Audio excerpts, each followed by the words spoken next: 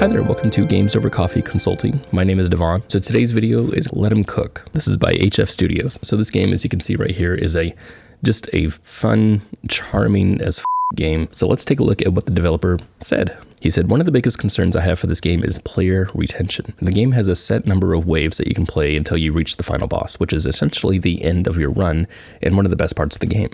I'm afraid that my design for the game may be judged too quick or too long for players to reach the final wave. Okay, so what causes someone to judge a game too quickly? I think usually it has to do with expectations, right? When someone goes into a game, they look at a game and they start playing it and they're just like, oh yeah, I know what this game is. I'm gonna scoot if I don't like it, right? So something has to hook them in. You have to create some sort of hook for the game. And in this game, I wanna know what that hook is. The hook in the game, I think, is usually related to the core game loop, what you're doing in the game constantly, right?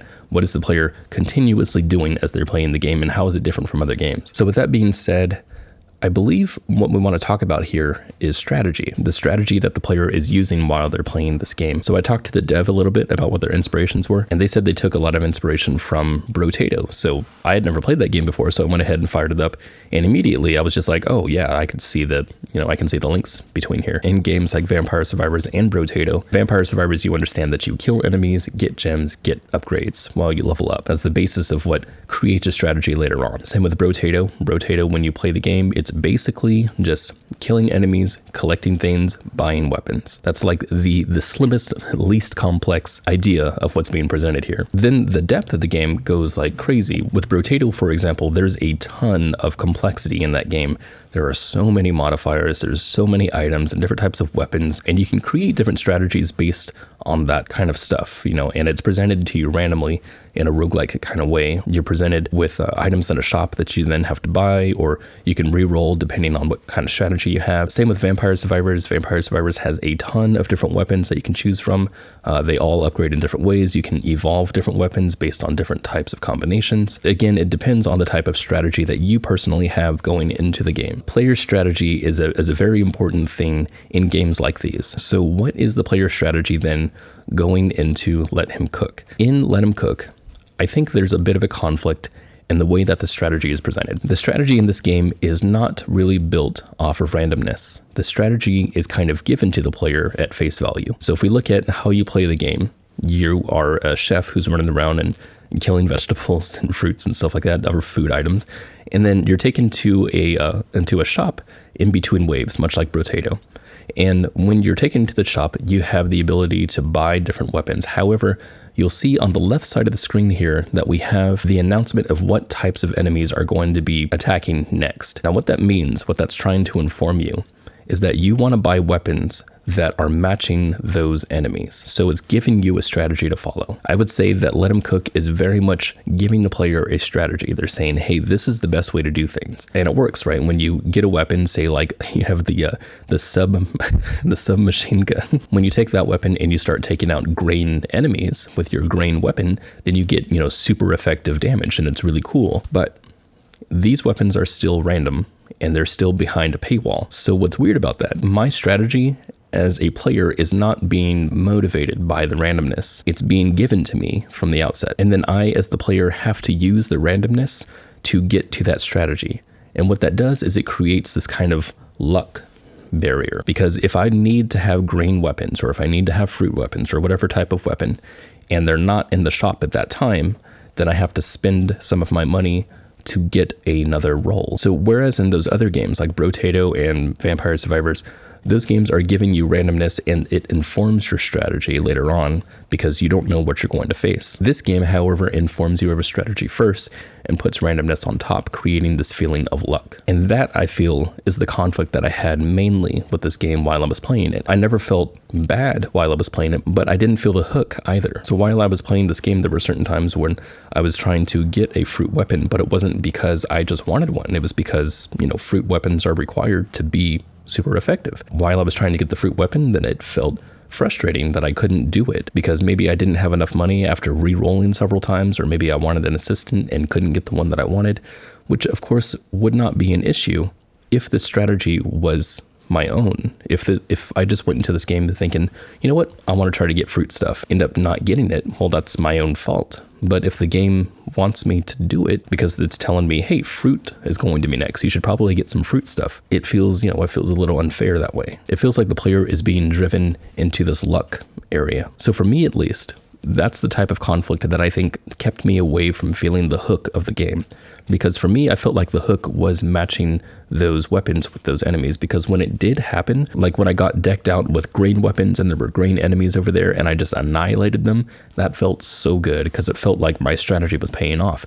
But what I didn't realize is that it was basically just luck happening. The thing that makes this a little bit different from like a game like Brotato is that even though there's luck in Brotato, the skill and the strategy that the player has is being informed from the randomness. So if I played Brotato, for example, and it said, hey, these types of enemies are going to be attacking next, you should get this type of weapon, it would feel worse because I would have to use the randomness and basically use luck to try to get the weapon that I wanted.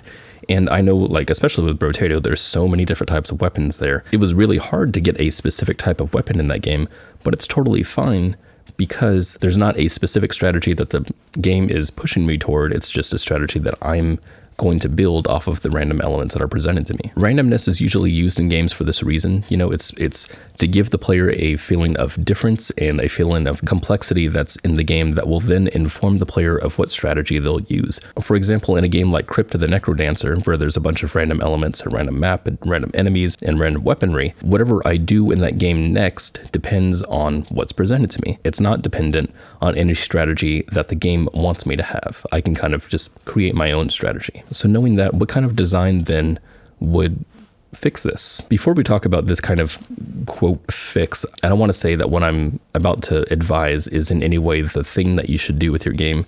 As I've said many times before on this channel, you can make a game any way that you want to, as long as it's giving the experience that you want, or if it's just giving an experience that you like. There was a game before that was submitted to me that was a Vampire Survivors type of game where you're a kid inside of a nightmare. It was giving upgrades to the enemies rather than the player, and it felt really bad when you were playing the game, but it felt really, really metaphorical for that type of gameplay, and I felt really, really powerless, and I liked that feeling because of the context that the game had.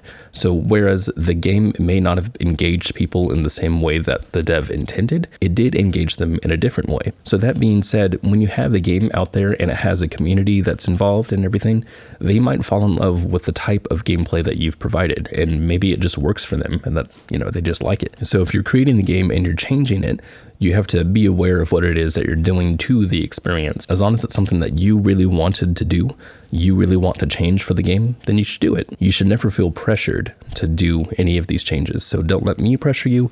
Don't let your community pressure you. You should do whatever you feel like is the best way to give the experience that you want. So with that being said, with that whole disclaimer out of the way, how would I go about fixing this type of design?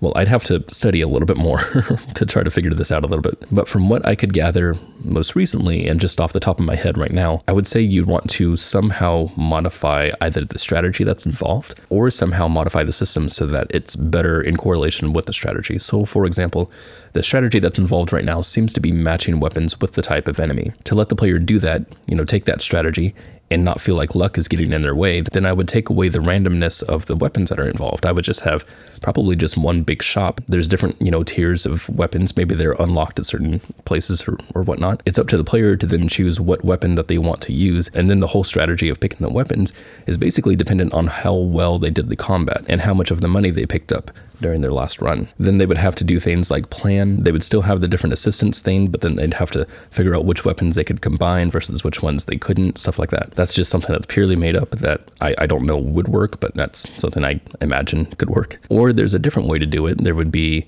keep all the randomness in there, but take away the need for matching the enemy with the guns. And to me, I felt like that was the hook of the game, so I wouldn't do it, but that is something you could do. If all the enemies here were generic, then the randomness would feel a lot more fair, like it does in Brotato. Okay, so that being said, that is everything that I wanted to talk about specifically with the strategy that's involved in this game and the player retention. Again, I want to reiterate, if it's not your intention to change the game any more than what it already is, then, don't do that. You should do what feels right to you, what feels like is given the experience that you want. And also, what is bringing your community here? What do they like about the game? Or maybe you don't care about that, and that's totally fine. So that was having to do with all the strategy stuff. What I want to talk about now is some basic game design things, some communication parts in this game. The first thing I want to talk about is the tutorial. I think the way the tutorial is stepped out is actually pretty great. I think the way that you've designed the steps is really cool, but I think there's certain gaps that could be filled in. For example, the learning of the dodge mechanic, it seems to be taught in the same way that Enter the Gungeon does theirs. But if you look at Enter the Gungeon, it's a lot more controlled. In that tutorial, the player can't even get past a wall yet before they start, trying to dodge and stuff. So the player is being told, this next section, you're going to try to dodge. Go ahead and try to dodge.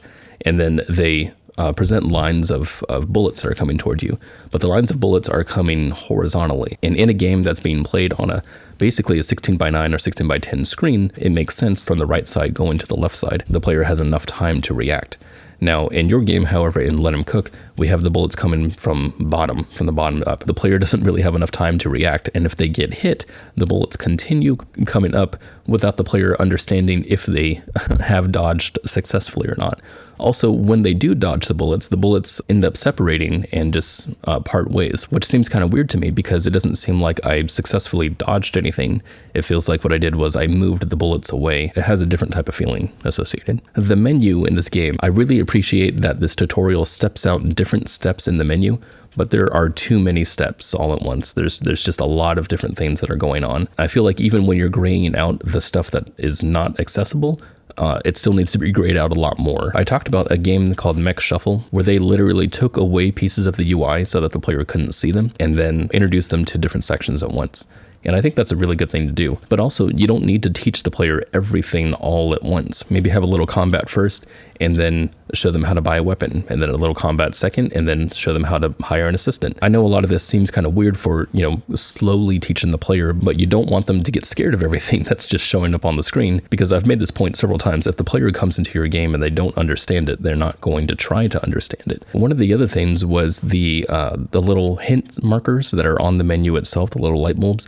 I had no idea that the light bulbs were even there to begin with. I think it's because there's so many different things on the menu that are all trying to, draw their attention to it that I didn't even notice the light bulbs were there because there's so many different elements. The only thing I would recommend here would be to try to somehow visually differentiate the light bulbs from everything else, whether that's like a different visual style altogether, whether it has like a drop shadow or a highlight or a box or something that looks different from everything else so that the player understands that this is not a UI element, that it's not a decoration, it's different from everything else, and also it'll get their attention with the type of contrast that it has. The other thing I want to talk about, and I just want to mention about player retention, is the uniqueness of this game. So this game, like I said before, is very, very charming because it's really unique, and I haven't seen a game like it. There's so many different elements here that I, as a player, will continue to play the game just to see what different things are. In fact, when I was in the menu at the beginning of this game, there was the whole music changed in the background, and I wanted to get out of that menu as soon as possible so I could experience what was happening